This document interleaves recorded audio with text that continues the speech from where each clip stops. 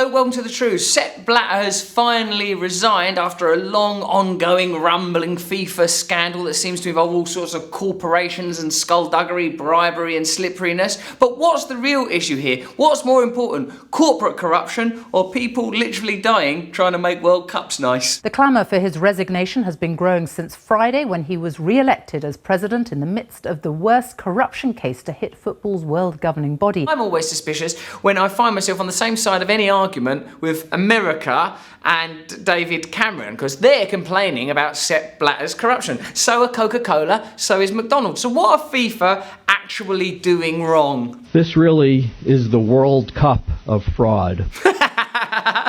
Well, America have got a chance of winning then. And today we're issuing FIFA a red card. Are you just going to try and get through this whole thing on pud?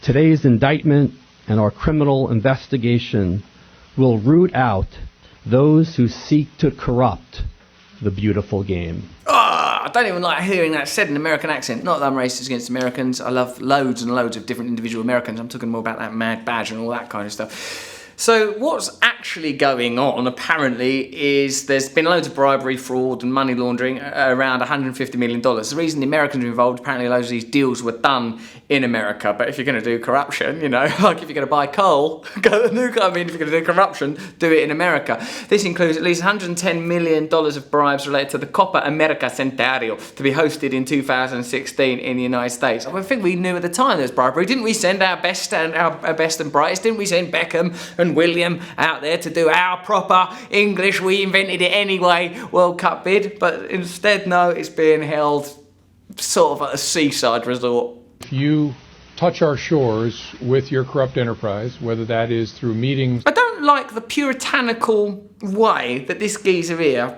FBI Director James Comey, talks about America as if it's sort of a vagina. Don't touch our shores with your dirty corruption. Or through using our world-class financial system, you will be held accountable for that corruption. Nobody is above or beyond the law. Ooh, is that true? I mean, really? What about in the financial sector, where there was sort of a massive hijack of public money? What about in the corporate world, where there's exploitation on a daily basis? What about the Walmart heirs who've got as much money as half of America? I mean, it seems like some people are above the law. And what about those policemen that keep shooting black people in the back and then sort of going, I'm ever so sorry about that. That was one of just, I don't know, these things happen. I mean, it seems like mostly everyone is above the law.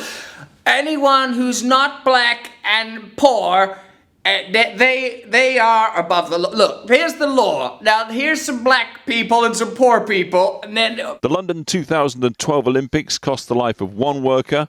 South Africa's 2010 World Cup, 2. And now for the death league of public tournaments. Like, it's funny, here's a wonderful piece of news about the number of people killed setting up like Olympics and World Cups and stuff. You know, like when you watch a film like Gladiator and it's like, oh God, in them days they were savage, weren't they? Killing people for entertainment.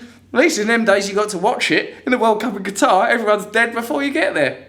Beijing Olympics in 2008, 6. You'd have thought the Beijing would have been able to kill a few more, China, if they committed to it. The Sochi Winter Olympics last year, 60. I thought no one should die for the Olympics. I mean, you know that famous thing, if there's a baby in the last works of Shakespeare in a building, which do you rescue? You're meant to always rescue the baby, because otherwise, you know, you've become a mad Nazi valuing culture over life. But evidently, this is what we value, that just for good Olympic ceremonies and stuff, we're prepared to let people die. And then there is Qatar, where so far at least 1,200 workers have been killed.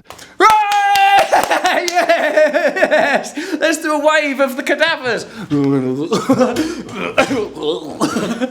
I mean, well, that seems wrong, doesn't it? I mean, isn't it odd that it only, but like that can happen, that big screen of corpses and like people not really that bothered, but like, hey, you come near our shores with your dirty dicky boos smothered in corruption.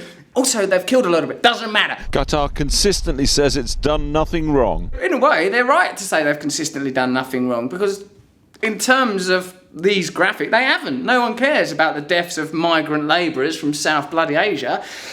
They're expendable. What America is disgusted by is financial corruption that they are not profiting from. No one cares about dying migrant workers. I can't envisage them. All I see in my head is that little graphic in coffins. I don't think, oh my God, that's people with families and feelings and hopes and dreams that are basically the same as me. I've been trained not to care about people that are slightly different colour, from slightly different backgrounds, that talk in different voices from me. So we should all know, I suppose, that I love the World Cup. I enjoy the World Cup. I think it's like fantastic and exciting, but we should know that corruption only matters when that corruption affects the powerful. Should Sepp Blatter have resigned? Of course he should. But more importantly, the World Cup should be given to the people. It's meant to be a festival for the people. Those people that are dying, sacrificing their lives, that World Cup is for them. So really, there's no point in sacking Sepp Blatter unless you're going to do something about the widespread corporate corruption that infuses these events. And in fact, what these celebrations are for is to remind us who is powerful. That dead Cambodians, dead Asian workers, none of those people matter. What matters is that McDonald's and Coca-Cola get their World Cups and get to be successful. True news. Subscribe here.